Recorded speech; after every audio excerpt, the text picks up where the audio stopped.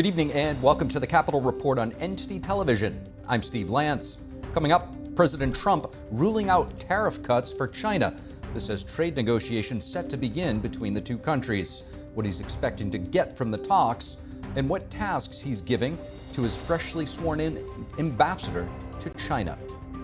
It's not just the Ivy League colleges making headlines. We'll bring you analysis of today's House hearing on campus anti-Semitism and proposed solutions from Congressman Bob Onder of Missouri. At the Sistine Chapel, cardinals not electing a new pope on the first day of conclave. The secretive vote will continue tomorrow in a process that could take days or even longer.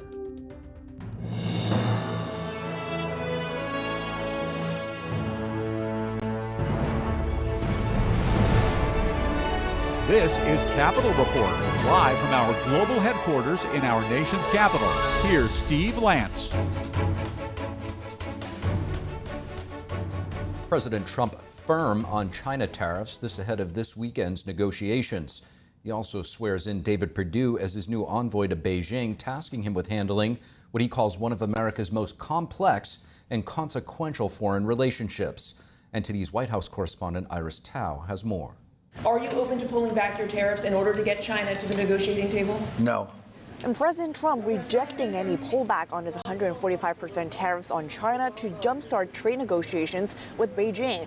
The hardline stance comes just 3 days before Treasury Secretary Scott Bessent is set to meet with his Chinese counterparts in Switzerland for the first high-level talks between U.S. and China amid heightened tariffs. And despite the upcoming meeting, the U.S. and China continue to clash over narratives. While China says it was the U.S. who requested the meeting, President Trump says, They said we initiated. Well, I think they ought to go back and study their files.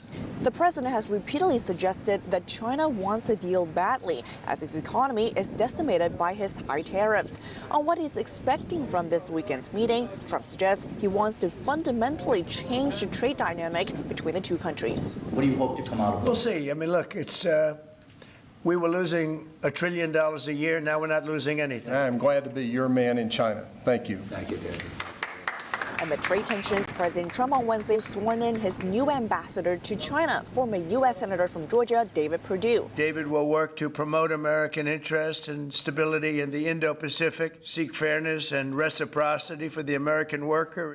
Perdue, who served on the Foreign Relations Committee, has been an outspoken critic of the Chinese Communist Party.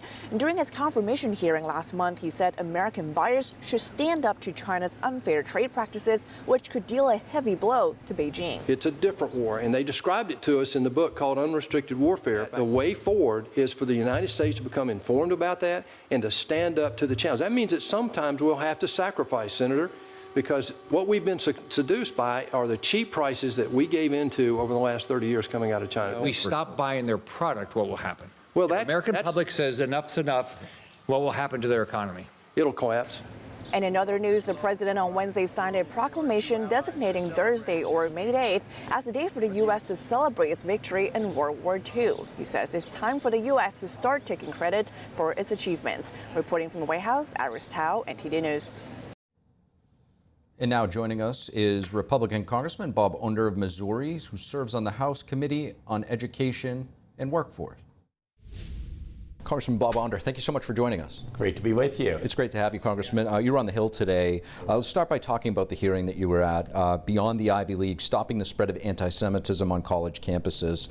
You had some interesting exchanges there with some of the university presidents. Talk to us about what stood out to you most in your line of questioning. Yeah, I asked some questions of the president of Haverford College. She, throughout the hearing, had been very evasive when asked about whether this or that statement or chant or action by students on her college campus was anti-Semitic.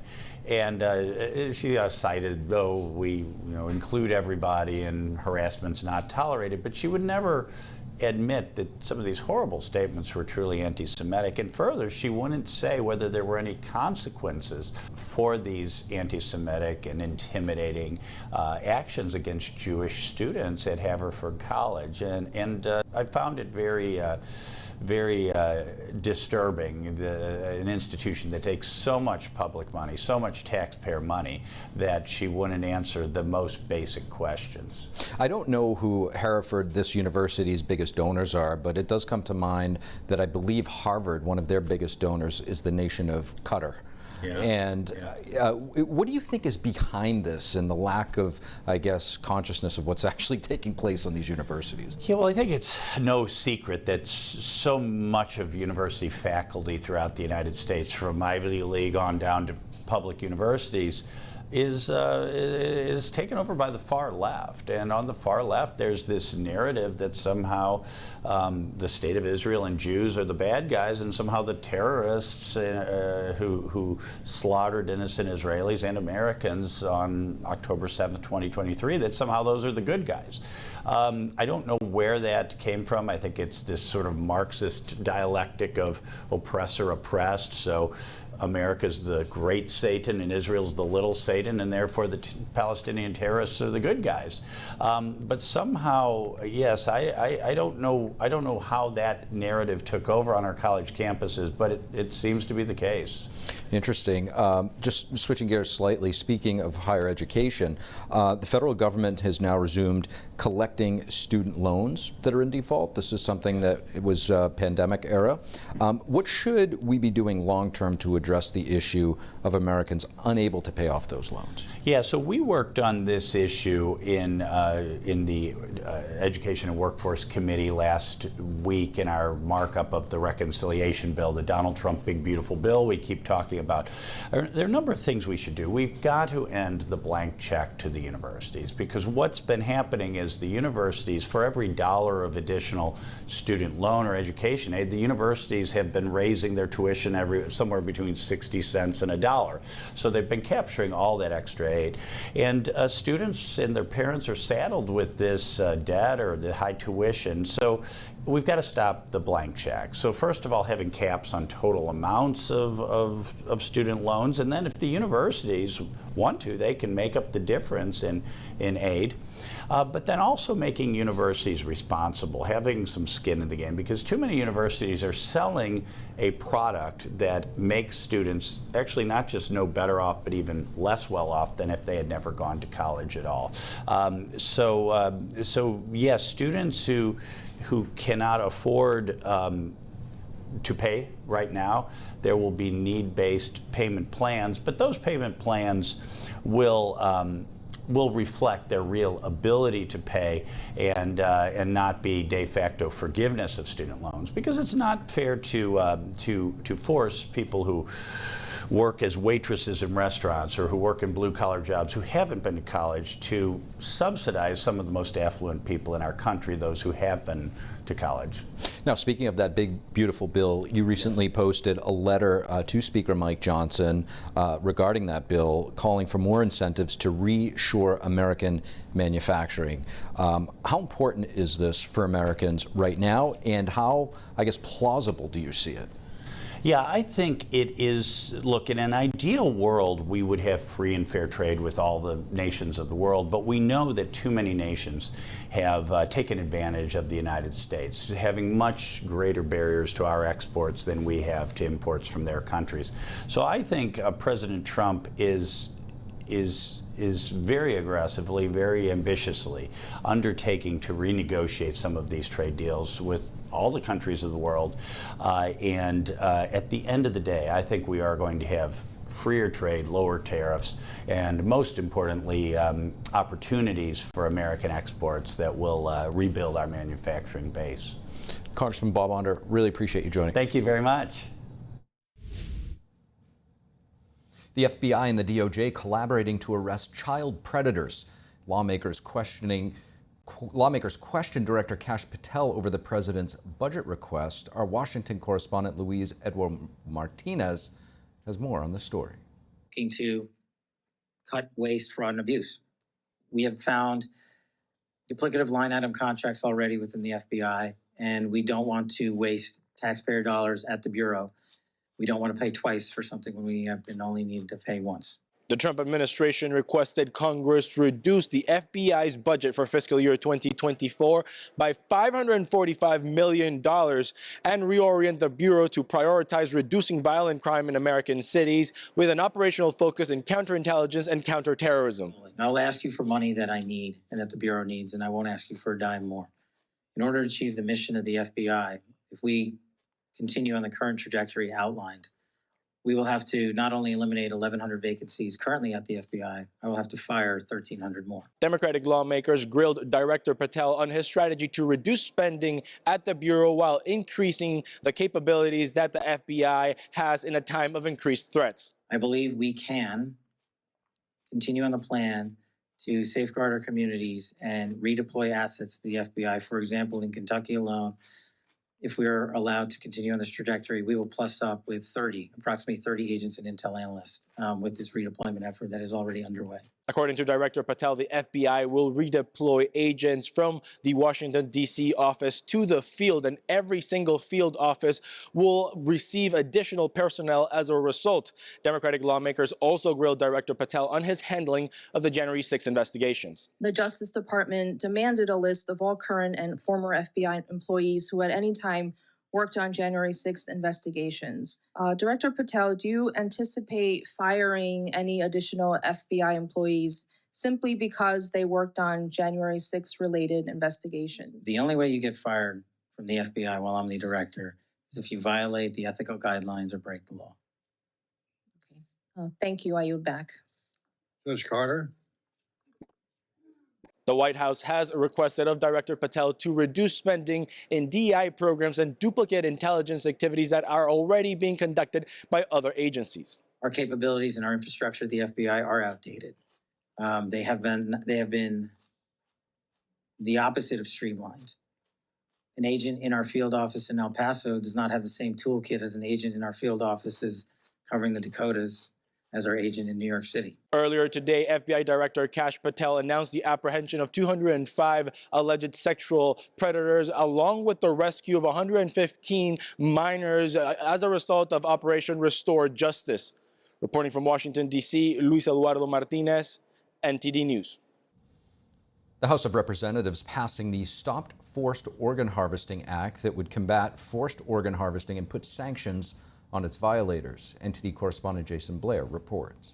The Stop Forced Organ Harvesting Act is, quote, to combat forced organ harvesting and trafficking in persons for purposes of the removal of organs. The bill's author, Representative Chris Smith, points to the Chinese Communist Party as the biggest violator of this crime. I had one hearing where we actually had one of the doctors that did these horrific extractions. Again, they're not voluntary, they're absolutely coercive. And he said he couldn't believe it, after the fact, what he had done. He even said, I didn't give him enough anesthesia, and he started moving as I was removing his organs. We need to stand together as Americans, as Canadians, as global citizens to combat the scourge that is the Chinese Communist Party. It is the world's largest transnational organized crime group. Since 1999, millions of Falun Gong practitioners have been brutally persecuted, detained, imprisoned, and tortured for simply upholding their faith of truthfulness, compassion, and tolerance. Simultaneously, China's transplant industry has exploded in size.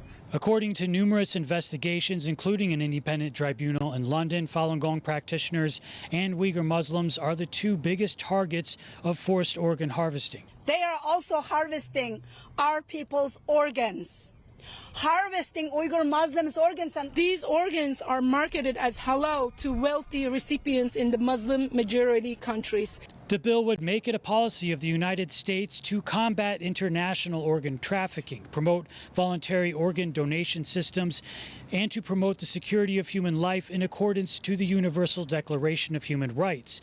It also says to hold people accountable, including members of the Chinese Communist Party who are involved with forced organ harvesting and trafficking. We also have civil penalties of up to $250,000 and criminal penalties up to $1 million and imprisonment of not more than 20 years or both. Rep. Smith says the sanctions for people involved also include denying visas and barring any economic participation in the United States. After the House, the bill next heads to the Senate for consideration.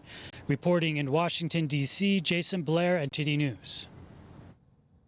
Black smoke rising from the chimney of the Sistine Chapel in Rome today, meaning the cardinals not electing a new pope on the first day of conclave. There's no clear frontrunner to take over leadership of the Roman Catholic Church at this moment. Cardinals will continue voting tomorrow. They are not permitted to have contact with the outside world until a new pope has been elected. Here's more on the centuries-old process and what we might expect.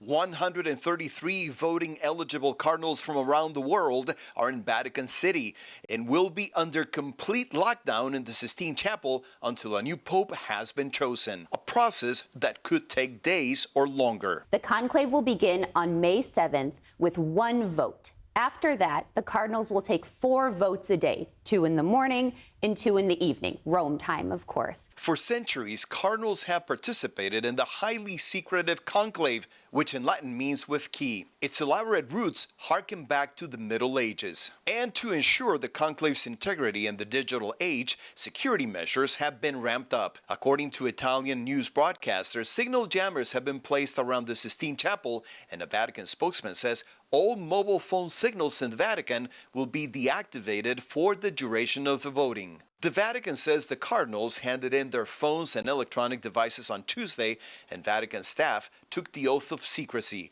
Everyone will be cut off from those outside the chapel walls. It's a spiritual experience, and there's no chatting. It's with military precision.